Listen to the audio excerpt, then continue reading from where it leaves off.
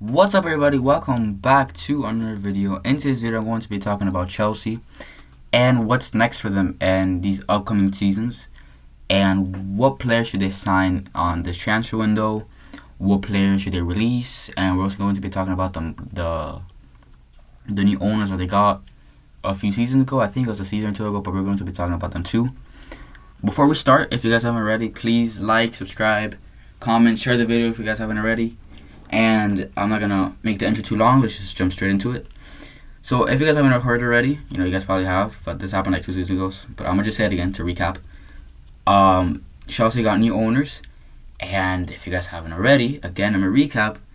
Last transfer window they spent 1.2 billion euros, and that's more than La Liga combined. La Liga, like including Real Madrid, Barcelona, Atletico Madrid, combined, that whole league.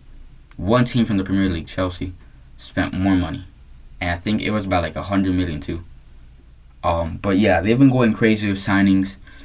We're also, Cole Palmer. Out of all those signings, I think there was this midfielder that costed them 112 million euros, which I think is still a little bit overpriced. I think that player, they could have got him for 50 million, 56 million, but it's whatever.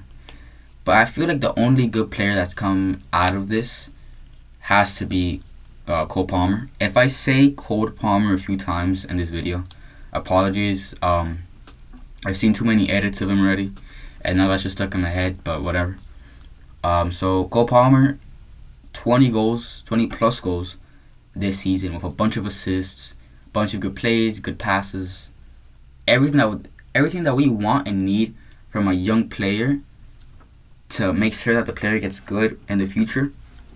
Cole Palmer has, everything: passing, shooting, assisting, plays, everything. Now, what do we think this Chelsea team can do for the next upcoming seasons? I feel like Chelsea have to sign the right players. I feel like before they sign players of 100 plus million, they have to think. Because if you look at Barcelona, they signed players that are like 100 plus million. We got Antoine Griezmann, you had Dembele, and you had a bunch of more players that they signed for 100 plus million. And now look what happened. Dembele stayed there for I think it was like a few seasons, 3 seasons or 4 seasons. Injuries, didn't play that good. And now in the end, Barcelona absolutely does not like, they hate Dembele, and he's gone too. Antoine Griezmann was there for, I think it was just 2 or 3 seasons, and then he left to Atletico. And then bam, right there, that's 200 million euros gone in the span of 2 seasons or 3 seasons, maybe 4 max. And then for injuries, and then them not playing good and stuff like that. And that's, I have to say, careful with Chelsea here, because yes, their owners might be rich, but there's always something called bankruptcy. But if Chelsea sign the right players, if Chelsea think and they send the right players in the right positions, in the right time, the right place, it won't have to come to that. I feel some players that they have to release is Reece James and Raheem Sterling, and the reason for it is, number one, Reece James, his repetitive injuries, all the injuries that he's gotten. I'm pretty sure this season he's gotten 2 injuries. He was on Madrid's radar to sign. But then with all the injuries and stuff that he's gotten, Madrid has backed out of the race for him because a few other teams wanted him too. But, now all the teams have backed out because of his injuries. And I think they're going to sign Trent or whatever, and then, But I feel like either Reece James, he's don't get me wrong, he's an amazing player. But it's either train good, motivate him, make sure that he trains good, that he just does things right. Not that he's not doing things right now, but do something so he doesn't get a lot of injuries, and then he could stay. But if he continues to get these injuries, if he continues to, all this, I feel like it's just better to sell him to a different club, and then use that money to sign, some good right backs. Maybe give Wan-Bissaka a chance, sign him. I don't know. Just throwing things out there. And then Raheem Sterling. I don't know if you guys saw yesterday the free kick that he scored. Nah, I'm joking. He didn't score it, but you guys should search it up. You guys should search it up. It was a free kick. He shot a free kick. It was a free kick. You guys should search it up. I'm not gonna tell you much about it, but he did a free kick. And I'm not going to be like, oh no, yeah, sorry Reece James because of the free kick that he did yesterday. I'm saying sorry Reece James because he hasn't been performing. Since he came from Manchester City, I don't think on my stats here that I have, I don't think he scored that many goals. He's been here for a season or two already. But he left City, I think, because there wasn't enough playing time for him or something. I don't know, with Haaland coming in and then Phil Foden, younger players, stuff like that. It was something because of that, or I don't know, something with Pep. I have no idea. But it was something like that. He hasn't been performing that well. He hasn't been scoring that many goals. He hasn't been assisting. And, it really hasn't been, that well for him. If you guys give me a second here, I'll pull up his stats for Chelsea. Let me see here real quick. So, yeah. In 79 games since he joined in July of 2022, he scored 18 goals. And so 18 goals in 79 games is not that good. Considering that he's a starter and that he's played 30 out of 38 matches in the Premier League, considering that he's only scored 18 goals in 2 seasons, is, if you look at it, 79 games and then 18 goals, maybe it doesn't seem that bad. But then if you look at it from the perspective of 2 seasons, he's a starter, and he's played 30 games out of 38 games this season for Chelsea. That doesn't really make it good anymore once you look at it from that perspective.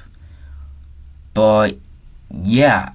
So basically, just to wrap this video up, this is a quick video, so just get this out here. Basically, Chelsea just has to focus on... Right now, they're doing good. I think they will qualify for Conference League and Europa League.